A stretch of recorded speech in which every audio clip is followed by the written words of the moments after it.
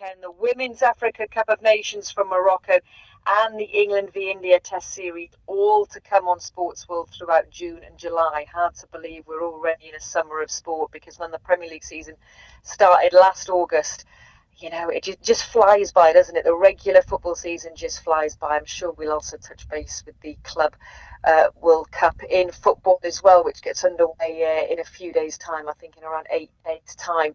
It is the women's final at Roland Garros, though, taking part one set apiece after Aryna Sabalenka, the world number one, won the first set on a tiebreak 7-5. Coco Gauff, though, pounced in the second. Her momentum after doing well at the end of that first set, taking her through the second to win it 6-2. And we've seen throughout this final and heard, haven't we, from David Lowe and Russell Fuller, how frustrated Aryna Sabalenka has been getting.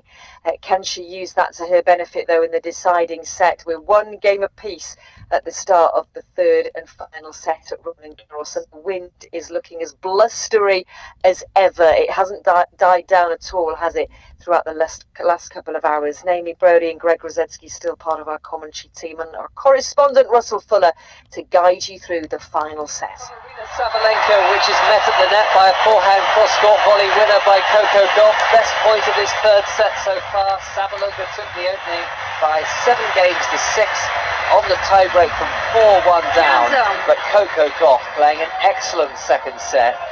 Sabalenka error-strewn. Gauff took it by 6-2, and we've had 2 very quick holds of serve at the start of the decider.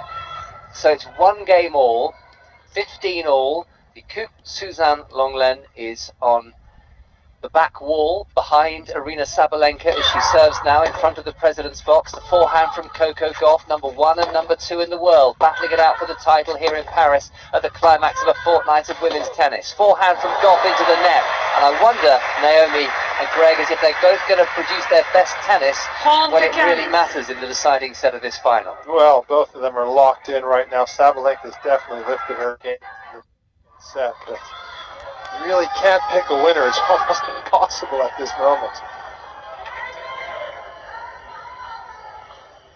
30-15. Sabalenka serving at the far end.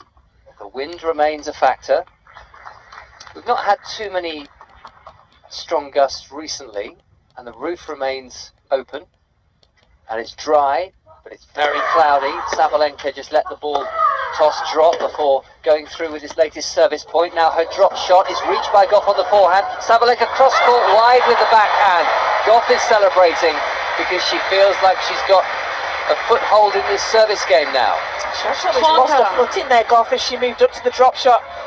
Sabalenka's almost looks like her main focus on the drop shot is the slice and keeping the ball low. It's not necessarily very short in the court, but it's tough to get up to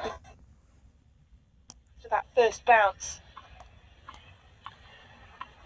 30 all on the Sabalenka serve. Gauff's forehand return. Sabalenka with a forehand cross-court, straight back at Gauff. Mid-court ball from Gauff. Again, she drops a little bit short. Backhand, that's down the line, but backhand to the net from Sabalenka, and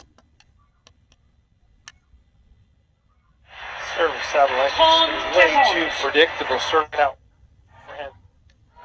Really reading the patterns of Sabalenka. This one has just been a little bit more astute in this opening part of the third set. Gauff dominated the second set. She won it by 6-2, and she could go up early in the decider here after 2 hours and 2 minutes on the Philippe Chatrier court. Very long, that first serve from Aryna Sabalenka, who is the world number 1. She lost out in 3 sets, though, in the final of the Australian Open in Melbourne to Madison Keys.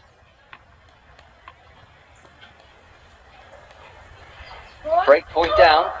Second serve, a double fault from Sabalenka, and Gauff's forward momentum continues. She is now just 4 games away from a first French Open title. She's livid with her box at the moment, Sabalenka. I don't think she's getting anything from them in whatever direction she would like to be being given.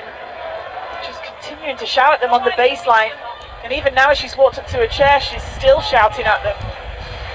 they're all sort of giggling in the box and rolling their eyes. I think they've been with each other long enough to expect a bit of aggro sometimes when Sabalenka's not playing her best tennis, but ultimately it's her that has to change something. That's what I was going to say. The coach can't do anything for you, and at the end of the day, she's being too predictable. Goff's reading the situation, and it's about the mentality right now. Goff is calm, she's composed, she's got the momentum, and she's just staying with it, and that will possibly make a difference.